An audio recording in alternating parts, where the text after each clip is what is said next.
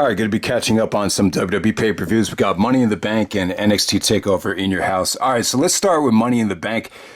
This is a very weird pay-per-view. You know, I really lost interest in this once I found out that they were going to have the Money in the Banks in the WWE headquarters, and then the ladders would be on top of the roof. I kind of knew what to expect. I knew this was going to be more of an entertainment show. And, you know, I'm not saying they made the wrong move. I just think, you know, this is the trap you fall into by having these gimmick pay-per-views. I think you could have had a quality wrestling show if this was a, you know, Backlash or a Judgment Day or whatever. But yeah, you know, I'm not saying they made the wrong decision. I think it would have been depressing, and it would have felt kind of forced to have two Money in the Bank matches without a crowd. So I definitely think they made the right decision. I just think the pay-per-view needs to go. I just find it very predictable. You know, usually if there's a heel and it fits their character, they'll win the match. Or if there's a babyface like Otis that's involved in a romantic storyline, you know, usually that's the guy that's going to win this match. You know, occasionally you get a babyface that will win it. If you got a major event coming up like RVD with One Night Stand or John Cena with, you know, Raw 1000, you know, occasionally the babyface will win it. But I don't know. I just feel like it's definitely run its course. You know, I liked it when Edge won it for the first time. It definitely worked at that time. But I would kind of compare it to, you know, Matt Barnes, the Matt Barnes analogy. Matt Barnes is a basketball player that he just recently admitted, you know, he didn't get any playing time with Golden State when he won his last championship. And he admitted that the championship just doesn't mean anything to him. And, you know, I kind of get the same feeling like CM Punk feels the same way. You know, his first two championships were won with the Money in the Bank. And, you know, even Daniel Bryan's championship victory, it's laughable when you compare it to, you know, the way Shawn Michaels won it in the Iron Man match, or, you know, Hogan, or, you know, Brett, or any of these legends that have won the title. It's like, it's just like, how are they going to feel like when they look back 30 years from now and say, oh, how did you win the title? And, you know, people are going to be like, oh, you won it like that? That's kind of bullshit. So I just feel like the pay-per-view has run its course. It's not the worst gimmick pay-per-view. You can make an argument that it's still exciting. It's still fun. I would just say it's at the top of the list. It's definitely one of the top three. I would say TLC, Hell in a Cell, Money in the Bank. Those are the three pay-per-views that I'd just like to kiss goodbye. But I don't think the WWE do that anytime soon. You know, the thing is, like, it's so easy to sell tickets if you just promote it as, you know, Money in the Bank, you know, tickets on sale now. It's easier to sell that than, you know, Judgment Day, you know, because Judgment Day, what are you going to expect, you know? So, all right, so let's get right down to the show. You got the New Day, the Forgotten Sons, the Miz and Morrison, Lucha House Party. You know, the four teams open up the show without a crowd. I thought it was a lot of fun. This is just 12 minutes of just, you know, fun action here. Really not a lot to say about it. Just, I thought all these teams just looked really good. Really entertaining way to start off the show.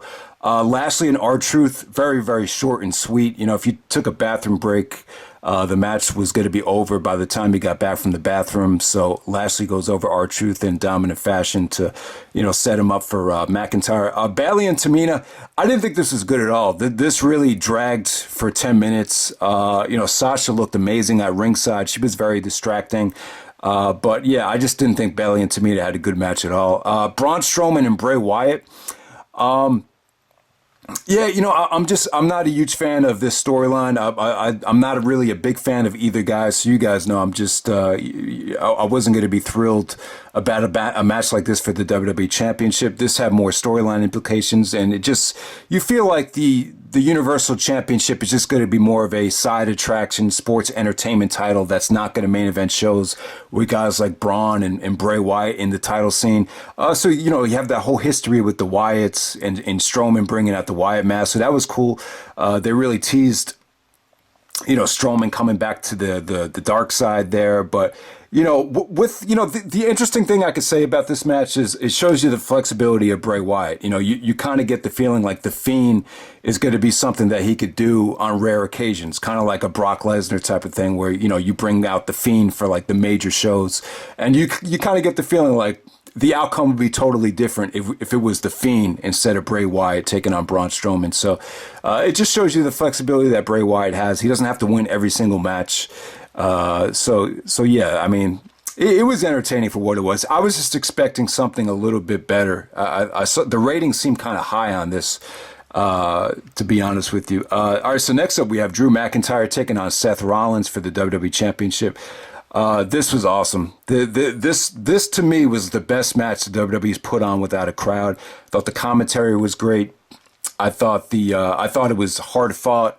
Just both guys left it all in the ring. This is really before Seth Rollins started getting a little bit too wacky. Remember the next night on Raw, he took Mysterio's eye out. You had the whole Becky Lynch, pregnancy thing. So this is before everything really got twisted with Seth, and he looked great, man. Him and McIntyre just, there was just some beautiful counters to the curb stomp, some believable, some really breathtaking kickouts. The setup to the Claymore was very intriguing. I just thought these guys wrestled their asses off. This came out great. This is proof that you could have a quality 4-star match without a crowd. If you have good commentary and you got two guys that just leave it all in the ring, this is what you get. This is arguably a top 10 pro wrestling match of the half year. And I'm gonna try to do a top 10 matches of the half year on before June is over. So this might possibly make that list. So it's pretty much going to be WWE, NXT, AEW. But yeah, awesome match right there. Definitely the match of the night. And I'd say arguably better than any match from WrestleMania. It's definitely arguable. Excuse me. All right, so next up you have the Money in the Bank matches. I really don't have much to say about this. You have the women and the men going on at the same time. There were some entertaining segments. I really liked the Vince segment with AJ Styles and Daniel Bryan. That was a lot of fun. The thing, you just kind of get the feeling like Vince has got to be just going crazy right now. You take a crowd away from Vince, like he's like addicted to crowds. Like, this arena was supposed to be filled to capacity. It's like taking away, his baby by taking away crowds. That's what he lives for. He's compared the expecting a reaction from the fans is like a drug. So, Vince has got to be going crazy now. The segment where he actually washed his hands after he kicked out AJ and Daniel Bryan, that was a lot of fun. The Stephanie stuff was really, really bad. I thought the editing there, you could just tell it was pre-taped. That was like the bad version of Stephanie. I have really mixed feelings on Steph. I really love some of the stuff she did, back in 2000 with Triple H and Kurt. But there's other times where I just feel like she comes off like terrible. Like that was just so bad that it just hurt the show. The spot that Steph did with I think it was Dana Brooke when she pulled down the Raw Money in the Bank. But the food fight with Paul Heyman was great. Heyman is just such a character. So the food fight there with Otis, screaming food fight. Like I said, Otis is just not afraid to make fun of himself. So, Otis actually going over in this match, it was really surprising to me at first, but then when you think about it, Otis is involved in the Mandy Rose storyline. Like anytime someone's involved in a major storyline, the Money in the Bank is always something that could definitely enhance that storyline. Maybe down the road, Mandy will screw Otis out of the Money in the Bank. I think that's a possibility. There's a million ways you could go with this, but I'd be really shocked if Otis ends up being WWE champion or Universal champion. Now, it does seem like the Universal Championship is going to be more of a back burner title, like a mid-card title, sports entertainment title, where, that's the title that's going to revolve around major storylines, while I see the IC title actually main eventing as a wrestler's championship. That's the direction I'm seeing right now. But yeah, it was cool. King Corbin, throwing Mysterio and Aleister Black off the roof. You could tell they weren't throwing off the roof, but they did some stuff there. AJ actually fumbled the Money in the Bank. Otis ended up grabbing it. Asuka ended up winning the women's Money in the Bank, and right before Otis won it. So. This was you could argue that it was an entertaining segment. I would just never go back to it. It's not really a match you can rate. I don't know what the fuck is up with people giving this like 4.5 stars. I don't see how anybody could rate matches like this. But it was what it was. It was fun. I think they made the right decision by having it at the headquarters. But it's just from a wrestling standpoint, there's really just not much on this show other than. Drew McIntyre and Seth Rollins. This is definitely a one-match show, and the Money in the Bank stuff. You could tell it was pre-taped, but the segments there was just a lot of entertaining things that they did through it. It's strictly a show that you can watch for, entertainment purposes. All right, so let's move on to the next pay-per-view. We have NXT TakeOver In Your House. All right, so it was cool that they brought back the In Your House theme. They brought back Todd Pettengill. They brought back some of the, theme music from, 95, 96 when the In Your Houses were back in the day, they used to do In Your House for every non-big pay-per-view. It was really, what else could they have called this NXT TakeOver? The thing about the NXT TakeOvers, they always, NXT TakeOver Chicago, New Orleans. It's always has to do with the city. Now that they can't really travel anywhere, and everyone has to stay home and watch it. NXT TakeOver In Your House. Whoever thought of that? It was pretty, it was on the money. It was pretty clever. Honestly, without a crowd, though, you knew the quality of the show was going to be a little bit of a drop off. And I have to say, this was not your normal, blow away NXT TakeOver that, was an amazing show. I can't say this was an amazing show. I wouldn't say anything on here really hit the 4-star level. I just didn't think anything on here was great. Even the best matches on the show, you just felt like something was missing. But it's definitely a good show. I thought it was a better show than Money in the Bank. There's definitely some good stuff on here.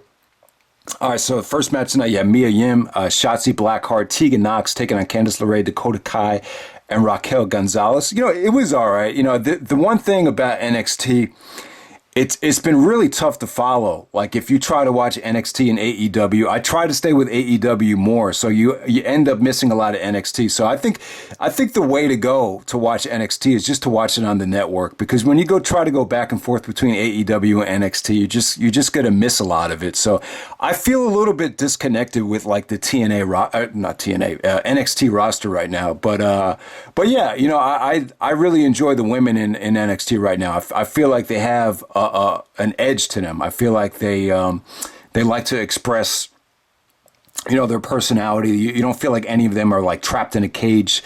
These are girls that are, they have a lot of personality to them, and just a lot of this is a nice mix. I think NXT has a really nice mix of women right now. So everyone was able to show what they can do. This was short and sweet, but I just thought everybody really shined here for 11 minutes. It was a quality tag match, quality showcase opener right there.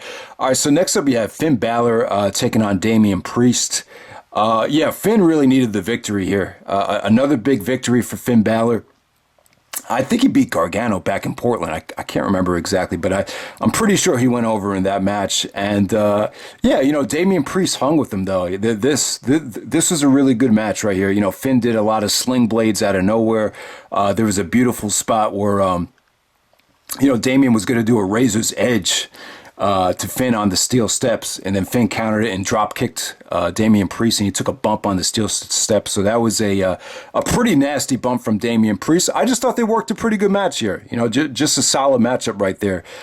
Keith Lee and Johnny Gargano. They need to go back to this down the road. Saw a lot of good things. This definitely felt like something was missing. I think down the road, this could possibly be like a 5-star match if they had, the type of crowd that, they had back in Portland, or, WrestleMania weekend, any type of, hot atmosphere. They should definitely go back to this. I just felt like something was really missing from this.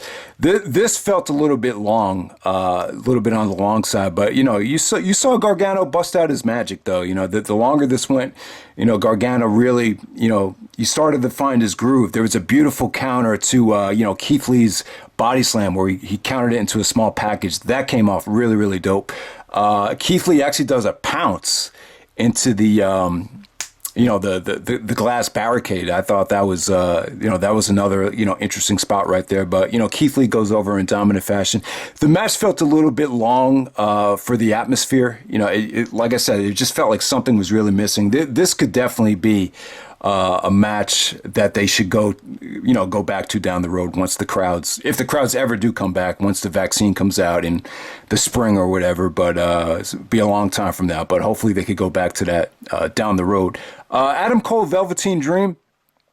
This was a backlot brawl for the NXT Championship, and this backlot brawl. They've done these in the past. The one that I really loved the most was Eddie and If you haven't seen the Eddie and Cena one, that was actually a lot better than this. I enjoyed that a lot more. That was just really, really entertaining match. This is a little bit different. They were actually outside here.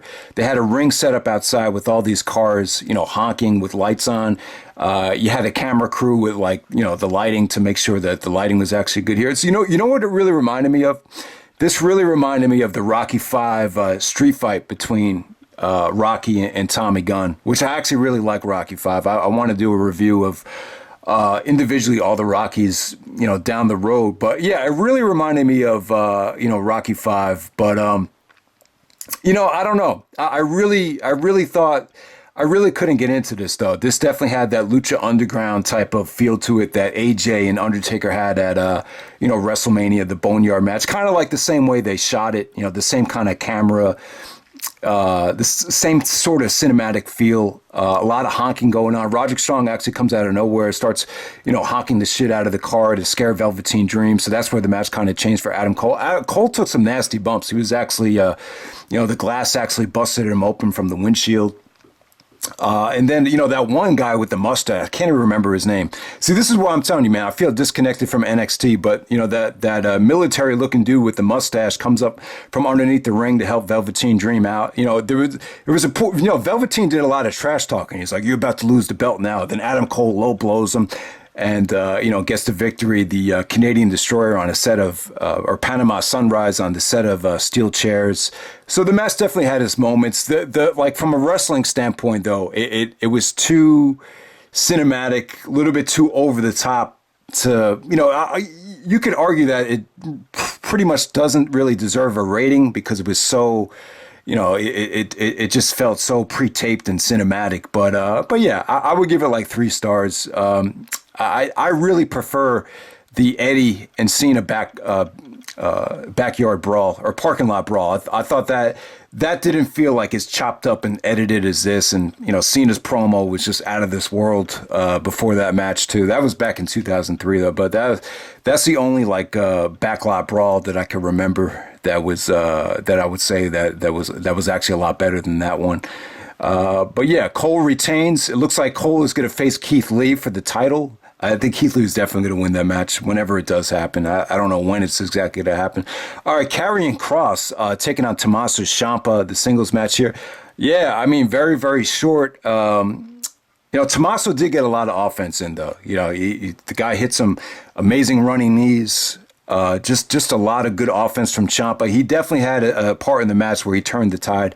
But other than that, this is just Karrion Kross just making himself really dominant here. Not a lot of athleticism from him, but all of Karrion's offense had a big impact. His clothesline had a big impact. Just his power moves.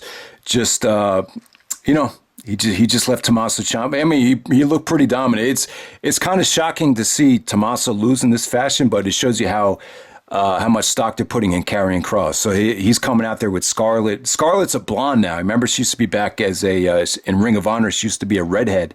She's very attractive, very cute. But I prefer her as a redhead though. But yeah, they kind of have this psychotic type of gimmick right here. So I understand you want to make Karrion Kross look strong. But the question is, where does Tommaso Ciampa go from here? You just don't know. So, and then the main event, you had Io Shirai winning the belt from Charlotte Flair and Rhea Ripley, the triple threat match. This is okay. I wouldn't say it was great. Io Shirai actually busted out some really, really nice things. She did a crossbody off the top of the In Your House. She actually did what did she do? She actually did a moonsault when Charlotte actually had Rhea Ripley in the figure 4. So that was a cool finish right there. Rhea definitely had her moments here. I don't know. Just something about this match was just missing for me too. I mean, I would say it was a good match. It just didn't hit the 4-star level. I'm not going to say it was rushed. It definitely wasn't rushed. They definitely got a lot of time out there. I just thought the environment definitely hurt this match too. I don't know. I would say it was good though. It was arguably the match of the night. I would say, God, what was the match of the night? I would say the match of the night here is definitely a 3-way tie. Finn Balor, Damien Priest, Keith Lee, Johnny Gargano. The triple threat women's match, you could all argue those being like 3.5, 3 3/4. I wouldn't say anything hit the 4-star level. But yeah, Charlotte and Rhea, definitely love to see a rematch between Charlotte and Rhea. They keep on saying that they stole the show from WrestleMania. I don't know. Maybe I need to watch it again. I would just definitely disagree with that. But that's pretty much it, guys. Look forward to the top 10 matches of the year so far. That video, hopefully I'll get that up before July 1st. That's pretty much it. So NXT Takeover in your house. I thought it was a good show. Just, you had to expect somewhat of a drop-off with this environment. And Money in the Bank, it's just going to go down as one of those shows that, that just had to happen. But yeah, that's it. All right.